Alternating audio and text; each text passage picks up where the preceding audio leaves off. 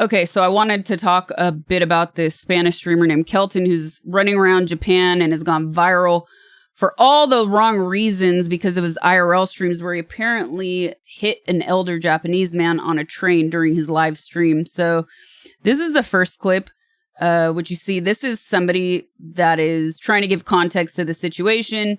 The dude is streaming live. He's sitting in a priority seat, which he didn't apparently have a ticket for.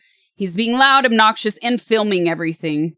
And it's important to note just the cultural differences in Japan versus Western society. This isn't just a case of a kid being obnoxious and not following some vague rule that doesn't quite hurt anybody. It's a big cultural difference in Japan and greatly offensive. And some people have a hard time understanding that. And if you look at some of the comments, you could see people actually trying to defend this kid's behavior. The only thing I could kind of compare it to is if somebody did something to you that you would consider the greatest offense. Whatever that is for you, that is for Japanese culture, for different cultural norms and different cultural rules, because there are cultural rules that aren't necessarily, let's say, laws. So it's a great offense to disrespect that culture. And yeah, I think that's important to note. So here's the clip. So you see the guy gives him a tap on the shoulder. Apparently people are saying the older man told him to shut up. He walks away. He comes back. And here you can't really see what's happening, but the subtitles say he got scratched on the face. The map's covering him, so you can't really see. What is the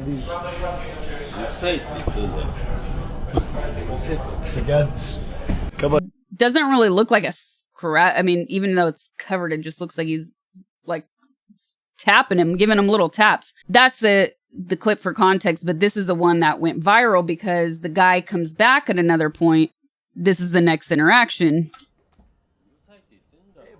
But it's okay. Like, it's not okay. The guy's already told you before that it's not. So you see the guy kind of stumbles over when he pushes him away.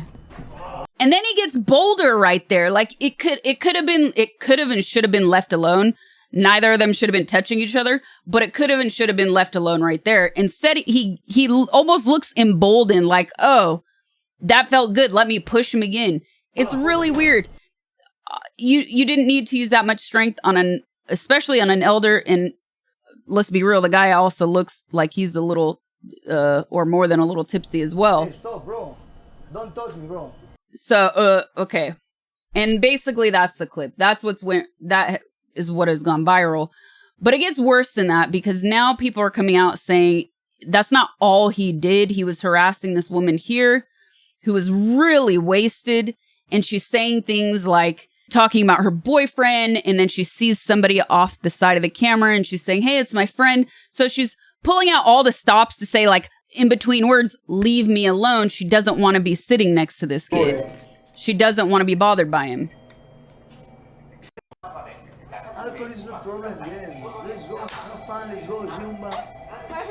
So clearly weirdo behavior. He was apparently throwing fireworks in a temple, which then some people came out to say he didn't throw them. He just lit them. And here's that clip right there.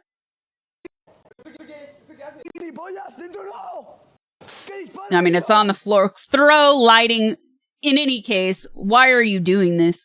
It goes on like he was sleeping in the middle of the street at night. There's this other clip. So the guy's just running around Japan, causing drama, really for no good reason other than views. But I don't know why. Why are we rewarding this behavior? You know, people say streaming is easy. It's definitely not. And to actually get discovered on any number of platforms requires discipline, dedication, showing up, actually being consistent with your schedule. And then it sometimes feels defeating when you see people like this constantly being rewarded for this crap behavior. And let's be real, crap content. How is this good content? I don't get it. What happened to people exploring a culture and respecting a culture and talking about the interesting things that they might find that they're not familiar with when they visit a place? Like, can we go back to that? I mean, what do you guys think? Or do you think we're just cursed and stuck in this awful timeline of rewarding dumb behavior like this.